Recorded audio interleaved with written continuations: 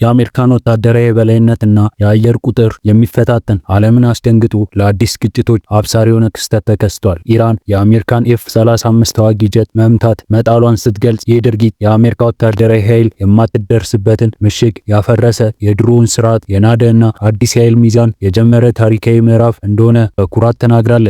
የኢራን ባለስልጣናት F-35ን የአሜሪካ የማይበገር ኃይልና እብሪት ምልክት አድርገው በመግለጽ መምታታቸው የዚህ የውሸት የበላይነት ፍጻሜ ነው ብለዋል። የኢራን ወታደራዊ አመራሮች ለአሜሪካና ለእስራኤል ቀጥተኛ ማስጠንቀቂያ አስተላልፈዋል። ይህ በረቀቀ ቴክኖሎጂ የተገነባውን ስቴልስ ጀት ኢላማ ማድረግ ውጥረቱ ከቀጠለው ሊመጡ የሚችሉ ከባድ መዘዞች የሚያሳይ ቅምሻ ነው ሲሉ አስጠንቅቀዋል። ኢራን ኃይሎቿን ይህንን የላቀ ተዋጊ ጀት የራሷ አየር ክልል ውስጥ መጥተው እንደጣሉ በቆራጥነት ተናግረዋል። የአሜሪካ የማዕከላዊ እዝ USA ሴንትራል ኮማንዶ አንድ F-35 አደጋ ላይ እንደደረሰበት ቢያረጋግጥም አውሮፕላኑ በሰላም እንዳረፈ ገልጿል። ይሁን እንጂ ለአደጋው መንስኤ ምን እንደሆነ በግልጽ ባይናገሩም የኢራን ኃይሎች መትተው ሊጥሉ እንደሚችሉ የሚጠቁም መረጃ አሉ። ይህ ከተረጋገጠ F-35 ከተሰራበት ጊዜ ጀምሮ በውጊያ ላይ ጉዳት የደረሰበት የመጀመሪያው አጋጣሚ ይሆናል። የኢራን አብዮት ጥበቃ ኃይል ኢስላሚክ ሪቮሉተሪ ጋርድ ኃላፊነቱን የወሰደ ሲሆን ጀቱን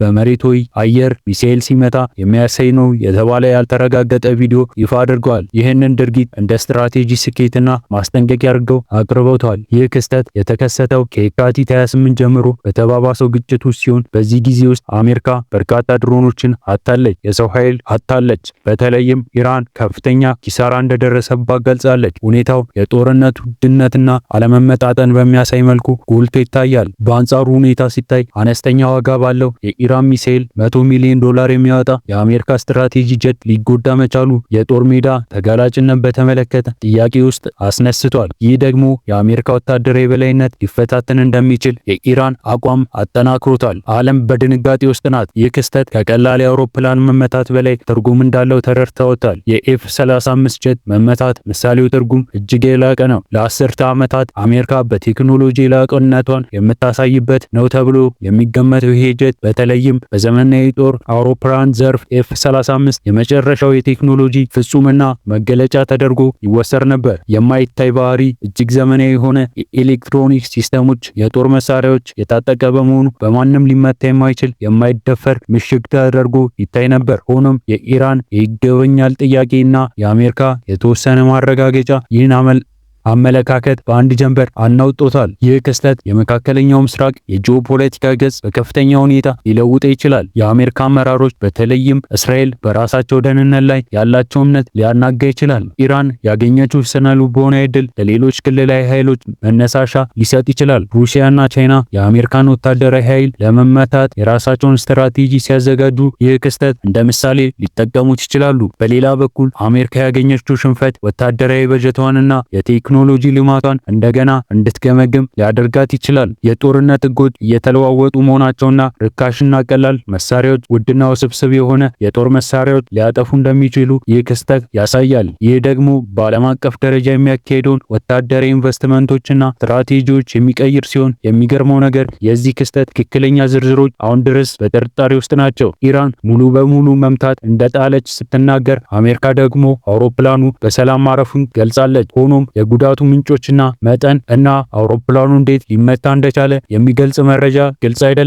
ይህ መረጃ እጦት የሁለቱንም ወገኖች ትርክ ለማጠናከር እድል ሰጥቶታል። ኢራን ድሏን ለማወጅ፣ አሜሪካ ደግሞ ጉዳቷን ለመቀነስ ተጠቅመውበታል። እውነተኛው ቢሆን እንኳን ይህ የኤፍ-35 መመታት በራሷ ታሪክ ክስተት ነው። አንድ የዘመናዊ የአየር መከላከያ ሲስተም ኤፍ-35 መምታት የቻለ አጋጣሚ የለም። ይህ ለኢራን ከፍተኛ የሞራል ድል ሲሆን የክልሉ ወታደራዊ ሚዛን የሚቀይር አዲስ ምዕራፍ ሊሆን ይችላል። በመላው ዓለም ያሉ ወታደራዊ ተንታኞችና ባለሙያዎች ይህንን ክስተት በቅርበት እየተከታተሉ ነው። የአየር መከላከያ ስትራቴጂዎች፣ የስቴልስ ቴክኖሎጂ ውጤታማነት እና የአሜሪካ ወታደራዊ ኃይል ተጋላጭነት በተመለከተ አዳዲስ ጥያቄዎች ተነስተዋል። ኢራን በዚህ ድሏ በጣም ኩራት የተሰማት ሲሆን ይህ ክስተት የአሜሪካን እብሪት ለማየትና የራሷን ወታደራዊ አቅም ለማሳየት እንደ ማሳያ ትጠቀምበታለች። ይህ ክስተት ወደፊት የሚኖረውን ግጭት አቅጣጫ ሊያመለክት ይችላል። የአሜሪካና የኢራን ግንኙነት ከመቼውም ጊዜ ጊዜ በላይ ውጥረት የበዛበት ነው። በየካቲት ወር መጨረሻ ላይ የጀመረው ግጭት የአሜሪካ ድሮች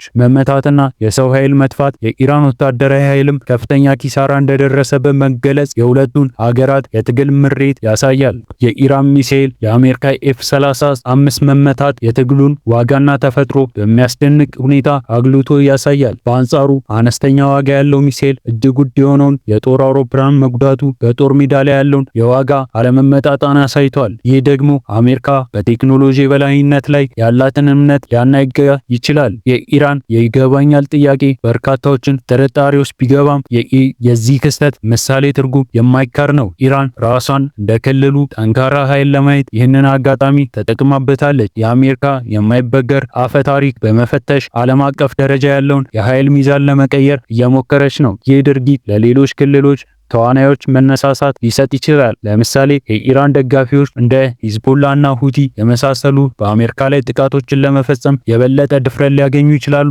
የአሜሪካ ወታደራዊ እዞች በዚህ ክስተት ላይ ዝምታን የመረጡት በከንቱ አይደለም። የኤፍ-35 መመታት የአሜሪካን የጦር መሳሪያ ቴክኖሎጂ ውጤታማነት ላይ ጥርጣሬ ስለሚፈጥር ነው። ይህ ደግሞ በዓለም አቀፍ ደረጃ ለሚሸጡ የጦር መሳሪያዎች ገበያ ላይ ተጽዕኖ ሊያሳድር ይችላል። የአሜሪካ ተፎካካሪዎች እንደ ሩሲያና ቻይና የራሳ የጦር መሳሪያዎች ለማስተዋወቅ ይሞክራሉ። በተጨማሪም ይህ ክስተት በአሜሪካ ውስጥ የውስጥ ክርክር ሊያስነሳ ይችላል። በወታደራዊ በጀት፣ በቴክኖሎጂ ልማትና በብሔራዊ ደህንነት ስትራቴጂ ላይ ከባድ ጥያቄ ሊያስነሳ ይችላል። ይህ የኤፍ-35 ጀት መመታት እውነተኝነት ገጽታ ምን ይሆን? በመካከለኛው ምስራቅ ለሚቀጥሉት ክስተቶች እንደ ማሳያ ሆኖ ያገለግላል። ኢራን ለአሜሪካ ያላትን ጥላቻ በግልጽ አሳይታለች። የአሜሪካ ወታደራዊ የበላይነት ዘመን እያበቃ መሆኑን አስታውቃለች። ወደፊት የሚኖረው የክልሉ ሁኔታ እጅግ አደገኛና ያልተጠበቀ ሊሆን ይችላል። ዓለም አቀፍ ማህበረሰብ ይህን ውጥረት በቅርብ መከታተሉን ይኖርበታል።